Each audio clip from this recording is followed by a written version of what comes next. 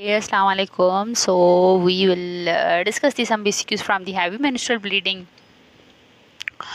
So here is the question number one. A 40-year-old woman is attend for the consultations in the primary care, complaining of the heavy menstrual bleeding.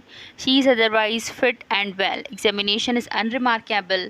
So what investigation should be undertaken? तो आप क्या करवाएंगे patient की? Ultrasound करेंगे, ferritin करवाएंगे, CBC करवाएंगे या फिर बायोप्सी करेंगे या कोगुलेशन स्क्रीनिंग करेंगे?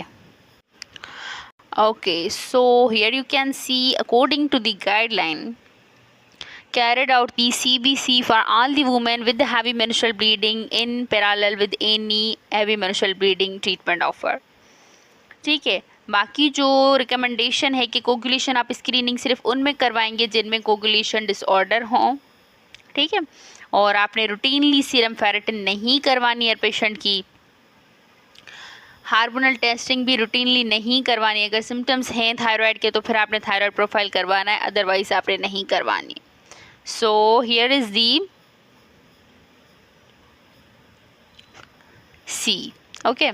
Following the referral to the secondary care for the heavy menstrual bleeding, a 38-year-old woman undergoes the pelvic examination which confirmed that the uterus is palpable abdominally. What is the first line diagnostic test to identify the structural abnormalities in this situation? 30-year-old female आई हमारे पास heavy menstrual bleeding के साथ examination में uterus palpable abdominally। तो आपने सबसे पहले कौन सी test करवानी है? आप अल्ट्रासाउंड करेंगे, एमआरआई स्कैन करेंगे, सीटी स्कैन करेंगे या फिर सेलाइन इन्फ्यूजन सोनोग्राफी करेंगे? So according to the guideline here you can see you can offer the pelvic ultrasound if the uterus is palpable abdominally or the history and the examination suggested a pelvic mass, or when the examination is inconclusive or the difficult, for example in women who are obese, तो फिर इन cases में आपने pelvic ultrasound करना है, ठीक है। So here is D. Okay, 39-year-old woman present to a gynecological clinic with the heavy menstrual bleeding and the dysmenorrhea. She is otherwise fit and well. Pelvic examination is unremarkable. मतलब उसको HM भी है और dysmenorrhea भी है, ठीक है। तो she is not keen to on the hormonal method of the treatment. What treatment should you recommend initially? तो हार्मोनल ट्रीटमेंट वो नहीं लेना चाह रही। पेशेंट को कंप्लेन है 39 ईयर की, हैवी मेंस्ट्रुअल ब्लीडिंग है और डिस्मेनोरिया है, तो फिर आप क्या देंगे एज इनिशियल ट्रीटमेंट? ट्रांसमिक एसिड देंगे, मैफेमिक एसिड देंगे, नॉर्थईस्टेरोन देंगे, डेनाजोल देंगे या इटामिस्टिल देंगे, मिसिलेट देंगे? Okay, so here you can see if a woman with heavy menstrual bleeding decline the hormonal treatment, the माइलीना के लिए अगर डिक्लाइन कर रही है या कोई भी हार्मोनल ट्रीटमेंट लेने से डिक्लाइन करनी है तो फिर आपने ट्रांसमिक एसिड और एनसेड देना है। बट यहाँ पे हमने ट्रांसमिक और एसिड और एनसेड तो दोनों यहाँ पे, तो फिर हमने क्या चूज़ करना है? तो आप देखें पेशेंट की प्रेजेंटिंग कंप्लेन क्या है, HMB और डिस्मेनोरिया है।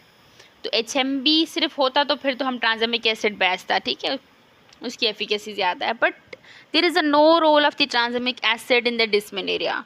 सो तो फिर आप क्या देंगे? मैफेमिक एसिड देंगे जो दोनों को कवर करे, ठीक है। So here is the C. Okay, another one is the 38-year-old woman is seen in the gynecological clinic. She presented with the heavy menstrual bleeding. History and examination are unremarkable. She is commenced on the tranexamic acid to be taken during the menstruations only.